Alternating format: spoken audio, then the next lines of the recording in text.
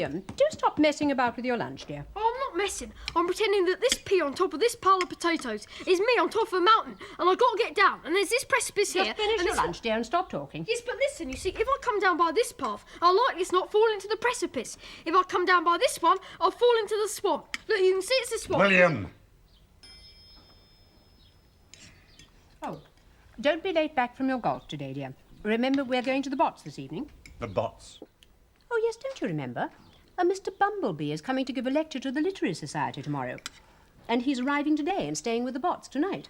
And Mrs. Bott has asked everyone in to see him this evening. Bumblebee. Never heard of the chap. Didn't even know they knew anybody with such a ridiculous name.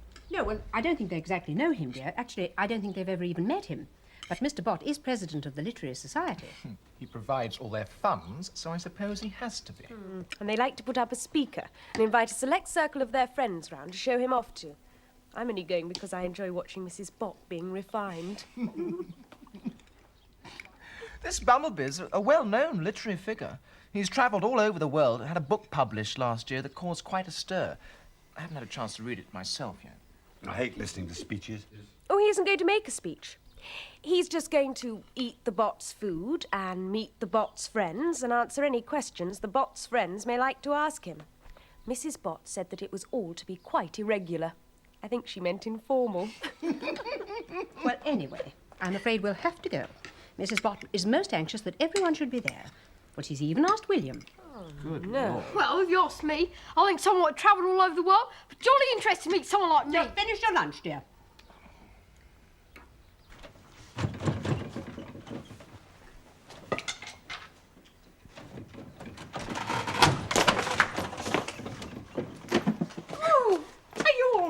What on earth's going on here? I've not hurt myself. I've not done any harm.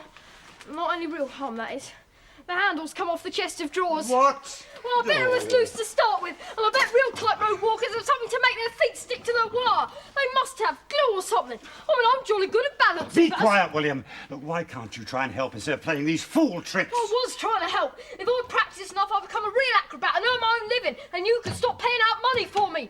They earn pounds and pounds to real acrobats, and I bet they all start the same way as me, with a bit of rope in their bed. Be quiet, William. I don't want to hear any more about it. Right, you've damaged your chest of drawers. There will be no more pocket money until it's been repaired and paid for. Look, I'll mend it myself, for nothing.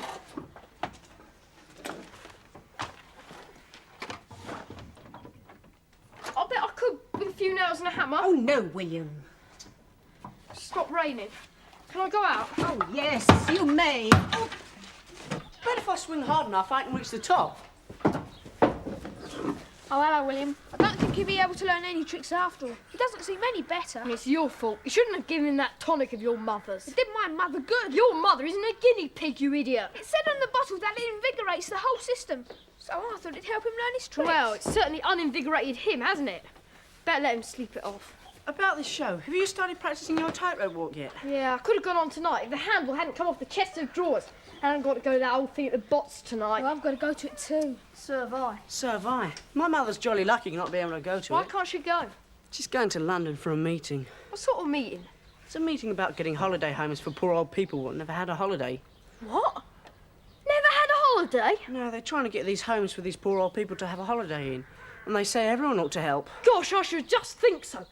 Gosh, just imagine it. Never had a holiday? Well, there's nothing we can do about it. I bet there is. I bet if we think hard enough, we'll find something we can do. Can I come in, please, William? No, you can't. But I've come. Then you can go away. We're busy. Oh, I'll be busy too. I like being busy. Then you can go and be busy somewhere else. I don't want to be busy somewhere else. I'd rather be busy with you. What are you busy doing? What about these poor old people without holidays? We got to do something. What can we do? It's big houses they want, and ours are all too small. Yours isn't. There's heaps of room at the hall. Yes, there is. There's 10 bedrooms. 10 And bedrooms? a garage and a coal shed. It's a lovely coal shed. It's got little windows like a house and a little door that locks. 10 bedrooms. Then you ought to take some of these poor people into it for a holiday. We could get them all in if we packed them tight. No, you couldn't. It's something to do with carbon peroxide. Well, there's the greenhouse and the garden frame. You could get 2 people in the garden frame if they didn't mind being a bit squashed up. And one could sleep in the wheelbarrow in the tool shed. It's quite comfy. I've tried it. Shut up. You'll be saying next you get 1 or 2 of the water butt. They didn't mind getting a bit wet. It's bedrooms they want, not garden frames and wheelbarrows. Oh, I don't think Mummy will let them have bedrooms, William. Someone asked her once, and she said she liked to keep herself to herself. And Daddy said an Englishman's home is his castle. That's right. Your house isn't a castle. A castle's got a sort of frill on top and holes to pour boiling oil from. He's got a balcony. You could pour boiling oil from shut there up if you talking. like. What we got to do is get some poor people and put them in Violet Elizabeth's house for a holiday. Are your mother and father at home? No, but they'll be back early because we've got Mr. Bumblebee coming to dinner and there's a party afterwards. Don't we know it? We're supposed to be going to it. Oh, it'll be a nice party, William. There's going to be sausage rolls. We'll need them. Come on. He looks poor. He looks like the cunt that stole from our washing line. No, he doesn't. It's just a poor man what wants a holiday. All right, go and ask him. I will. I'm just trying to think what to say.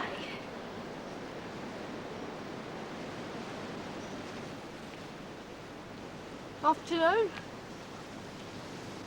Afternoon, young'un. Well, what can I do for you? Oh, well, we were wondering.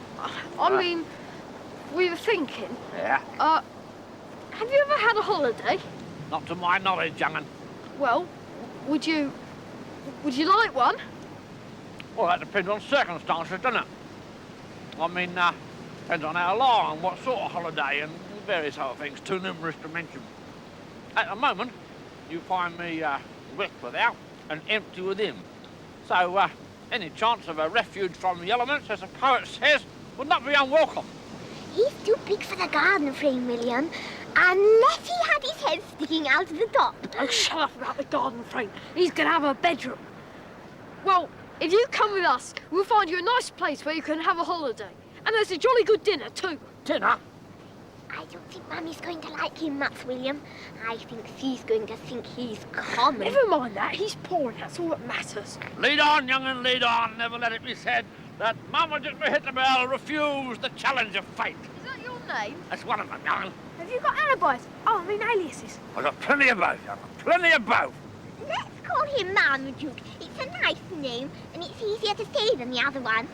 Are you hungry, Mr. Marmaduke? I know there's chicken for dinner. Chicken? Lead away, little lady, lead away. I think perhaps you better wait here, Mr. Marmaduke, while we go and find you a room. Any place under the sky is home to Hatchable Mortimer. Is Mortimer another alibi, Mr. Marmaduke? It's another one of them, young'un. Oh, this is the nicest one. You can have this one. Oh, but William, this is Mr. Bumblebee's room. Why can't Mr. Marmaduke have one of the I others? don't like the others. Their beds aren't made up. They've not got tablecloths and flowers and that sort of thing. Well, that's because they've got this one ready for Mr. Bumblebee. Anyway, this one's got a nice fire. Don't see why this old Mr. Bumblebee should have it. He's not a poor person that wants an holiday, is he? Well, what will Mr. Bumblebee do, William? I don't know. That needs a bit of planning. That needs a bit of thinking about. Well, anyway, let's go and fetch Mr. Marmaduke. This is where the party is tonight, William. Really? It's the garden room. Ah, it's the old conservatory. No, it isn't. It's the garden room, and Mummy wants people to see it. Oh, I'll answer it. I can answer the telephone as well as a grown-up. Yes? Yes? Yes, it is. Yes, Mr. Bumblebee.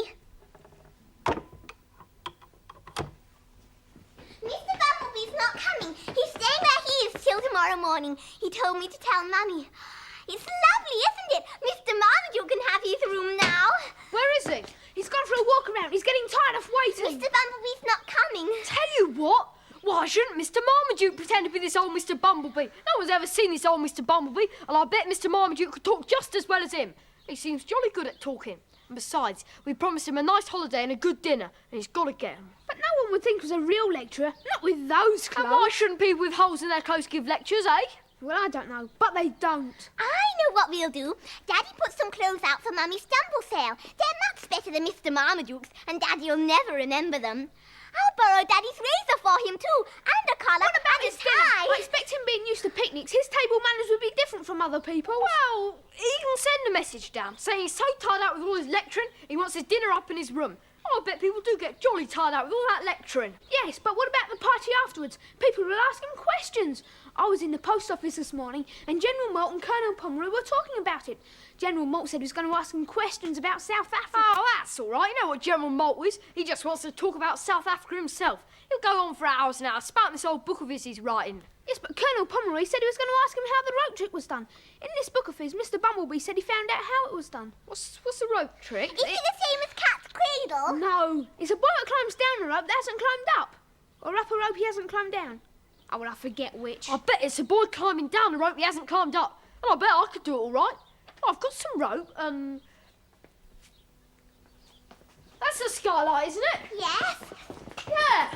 Well, you see, I can get up on the roof. When I hear the words rope trick, I'll let the rope down, and then I'll think it's a real rope trick because they want to see me get up it. I don't like it. I think we're going to end up by getting into a row. No, we won't. Where have you been? Just taking a look round, young'un. You don't mind, do you? I'm just of a naturally curious turn of mind, that's all.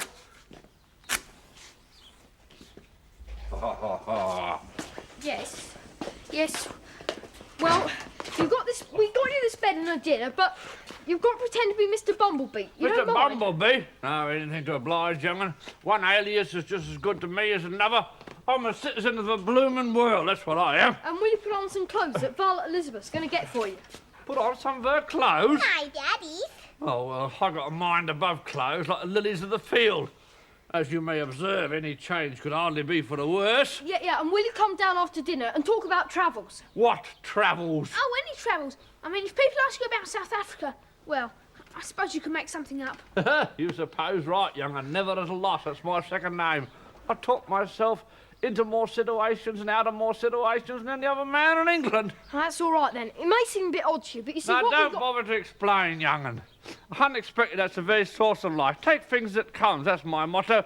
There isn't an emergency in the whole encyclopedia of life what could get the equal of Horatio Grimble. Is that another alias, Mr. Marmaduke? That's another one of them, young'un. Yeah, well, that'll be all right, then. Yeah. I don't see any reason why it shouldn't be all right. We'll take you out of this room if you like. Lead away, young'un. Lead away!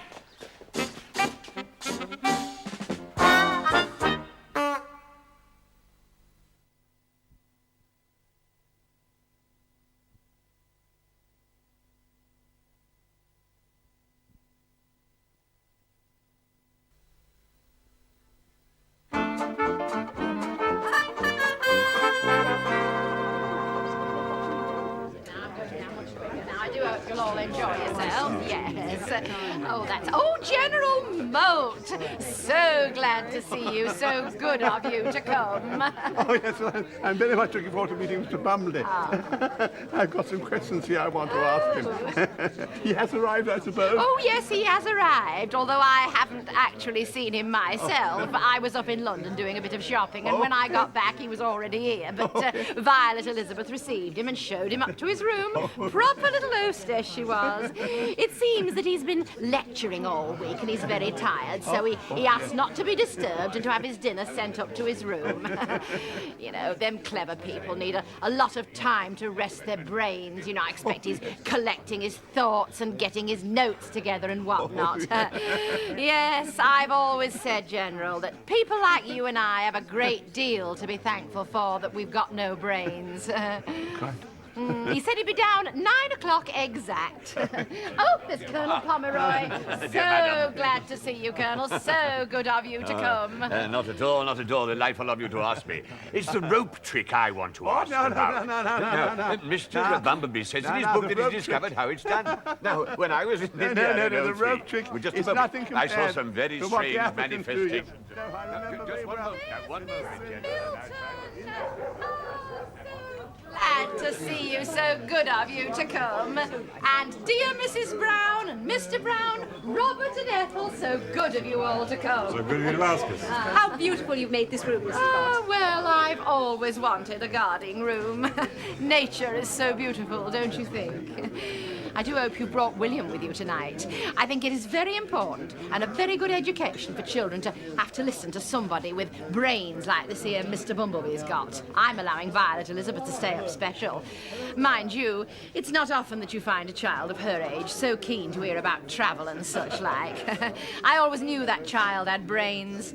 Only you knew where to find them. Well, William's gone to tea with Ginger, there's but the vicar. I expect he'll be along So later. glad to see you. So good of you to come. Not at all, not at all. I'm very anxious to meet Mr. Bumblebee.